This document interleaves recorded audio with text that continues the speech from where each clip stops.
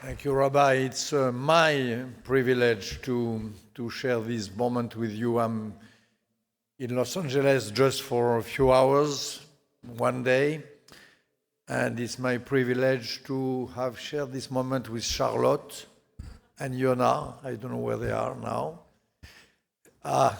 Yona. Yona, you have one of the most shining, glorious names of the history of Judaism. Your name means a lot.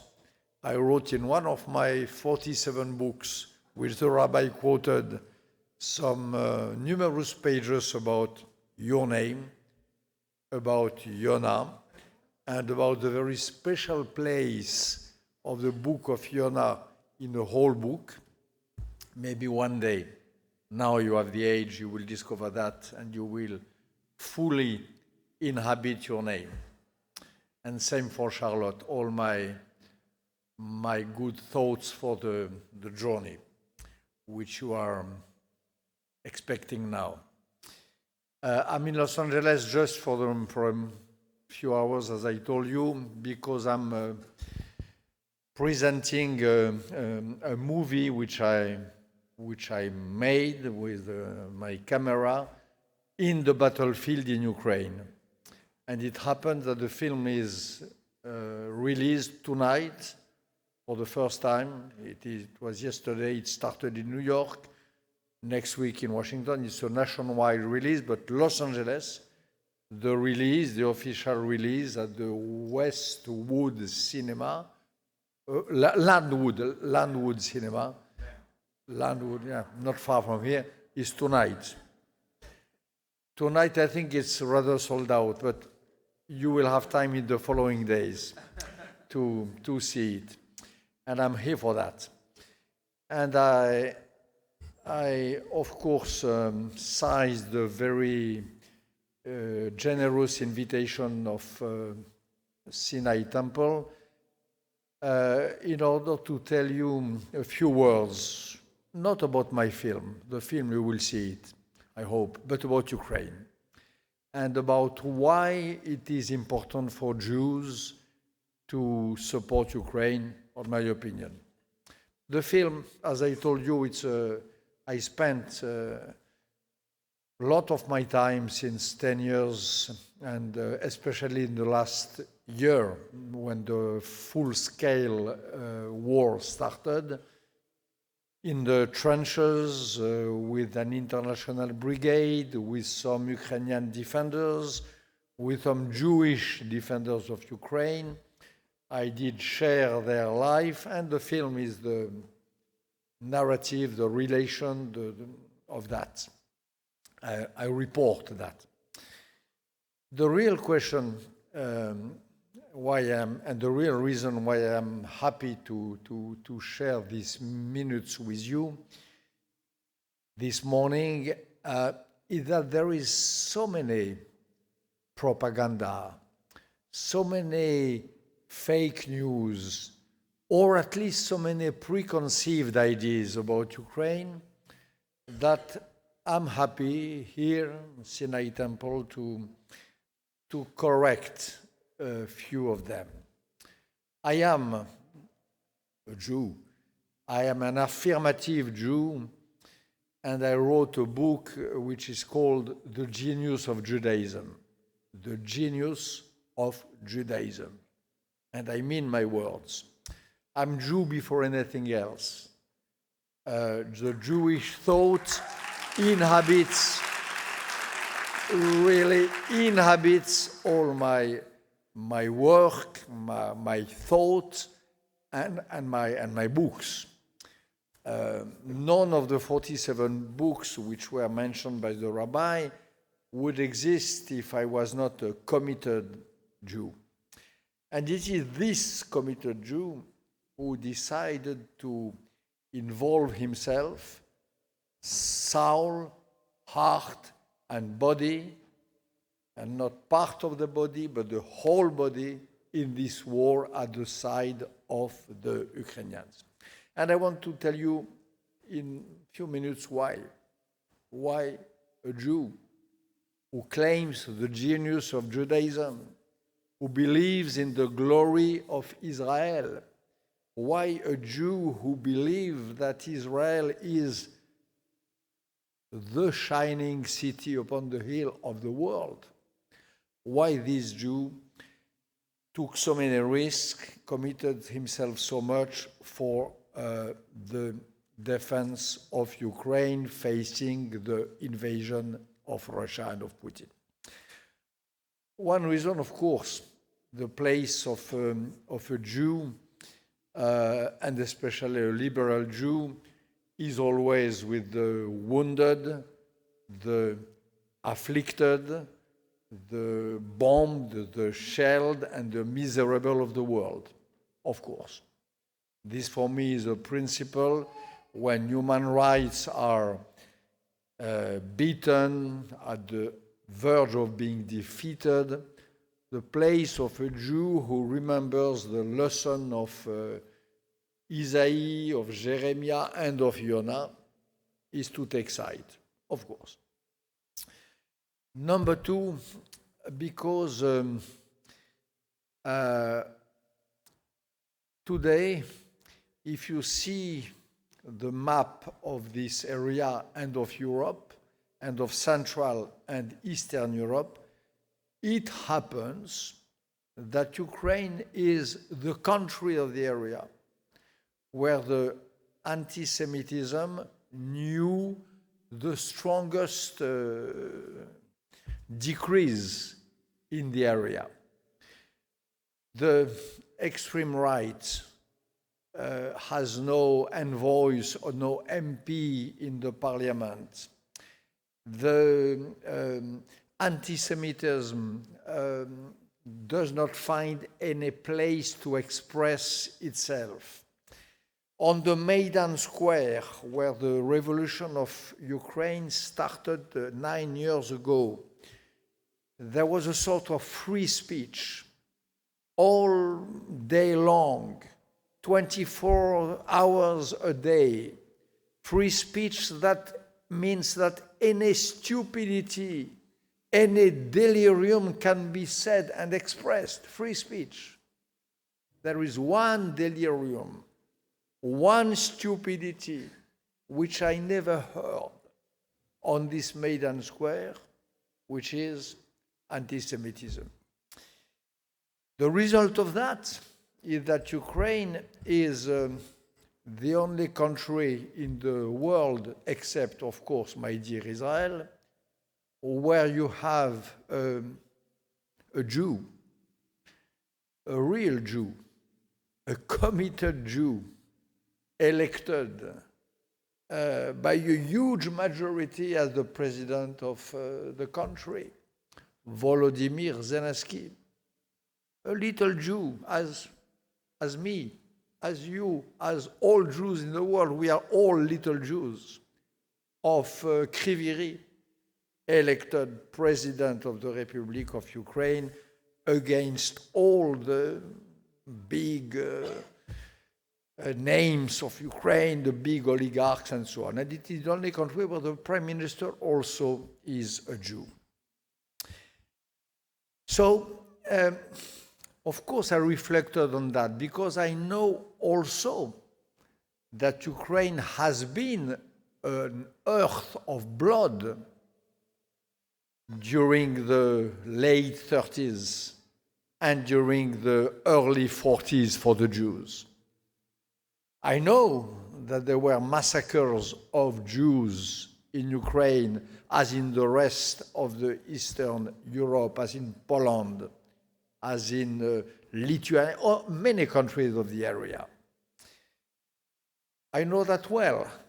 And as the rabbi said, there is one place which is the most memorable place of these massacres, which is Babi Yar, the ravine of Babi Yar, where thousands of Jews were killed by bullets, Holocaust by bullets, by Germans and Ukrainians in 1941. And I was in Babi Yar I was the representative of my country, of my president and of France, when for the celebration of a new memorial for Babia. So I know this story by heart. And I know that there is very few countries in the world, and maybe none, when we're starting from the fiercest anti-Semitism, you arrive in a country where the anti-Semitism does not disappear completely, of course. Alas, anti-Semitism never disappears. It can be confronted, fought against, resisted, contained, but it does not disappear.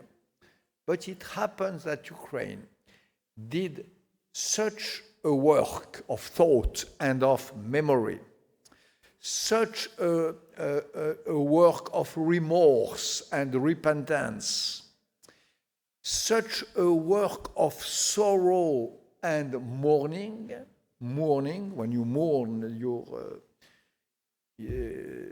deadly past, that it happens that today it is one of the places in Europe which is the most hospitable for Jews and for Jewish values. I was very stricken, for example, during this long journey in Ukraine, among the fighters, side by side, shoulder by shoulder with soldiers. There is one epic moment in this war, which is the Battle of Azovstal. I don't know if you are familiar with that. In a few words, at the beginning of the war in February, there was one city in Ukraine, Mariupol, with a strong Jewish memory, not like Odessa, but nevertheless, which was attacked by Putin, nearly completely destroyed.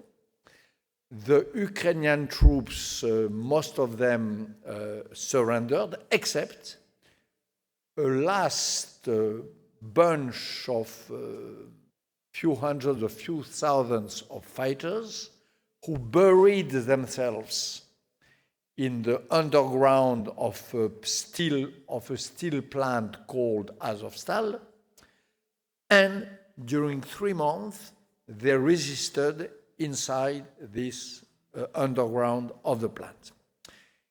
It's a great example of heroism. It's an example of modern epic.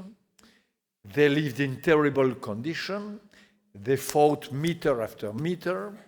They had their deads unburied at their side. When some rabbis, because there was a lot of Jews among them, when some rabbis tried to come, take the dead and honor them, they were impeached, prevented to come by the Russians and shot in their directions. The wounded continued to fight, and so on and so on. And these fighters of Azovstal, after 3 months of this heroic struggle, they had to finally surrender. When they surrendered, they were imprisoned in Russia or in occupied territories by Russia, and again, some of them died. A few of them survived. What is the first thing that the survivors of Azovstal did? Especially one of them, whom you will see in my movie, Ilya Samoilenko, a great young, non-Jewish hero. What is the first thing they did when they were liberated? They went to Israel. In Israel, they went to Masada. And in Masada, the delegation of this Azovstal plan, hosted by a delegation of Tzahal and Memorial of Masada. They said in a convincing way, that Azovstal was a sort of reversed Masada. Masada was, of course, a fortress looking at the sky. Azovstal was a fortress buried into the earth. But in a sort of symmetrical way, the fighters, heroes of Azovstal compared themselves, and the comparison was received, accepted by their Israeli counterparts as the inheritors of the virtues, of the greatness of Masada. So all of that, of course, inhabits me when I spend hard nights with the civilian or the fighters of Ukraine. I have all that in mind when I see at the beginning of the war the Russian forces bombing, shelling the memorial of Babi Yar in March. I have all that in mind when recently, a few days ago, I see some shells falling close to one of the most holy places for Jewish thought, which is in the city of Uman, the grave of Rabbi Nachman of Braslov. You have in Ukraine the city of Uman with the grave of the Rav Nachman de Braslav, and the Russians committed the unforgivable crime to send a rocket 2 weeks ago. And I know this place well. It is in the film.